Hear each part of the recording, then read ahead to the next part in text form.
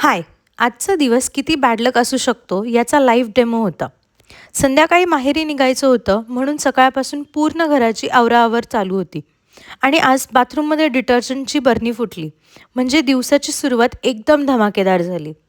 ते सगळं आवरलं आणि मग पटकन लंचसाठी अंडा मसाला बनवला. आणि हो, तारक मेहता बघत जेवणं तर मॅन्डेटरी आहे.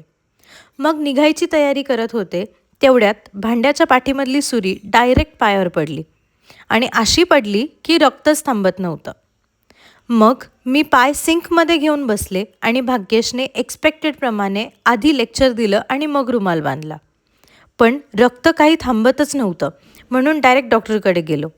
तिथे पण थोडं बोनस लेक्चर मिळालं आणि बघता बघता संध्याकाळची रात्र झाली. फायनली पुण्याला निघालो.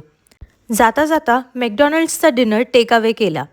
युवान झोपला होता म्हणून मला माझी फेवरेट आईस्ड कॉफी आणि चीज फ्राईज शांतपणे एन्जॉय करता आले. आजचा खरा विन तोच होता ऑनेस्टली.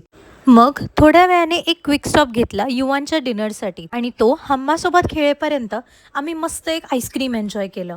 पुण्याला पोचलो आणि लिटरली बेड बघितला आणि झोपून गेले. नेक्स्ट मॉर्निंग मम्मीचे यम्मी कांदे पोहे आणि आजीच्या हातची पाकातली पुरी खाऊन सोल रिफ्रेश झाला.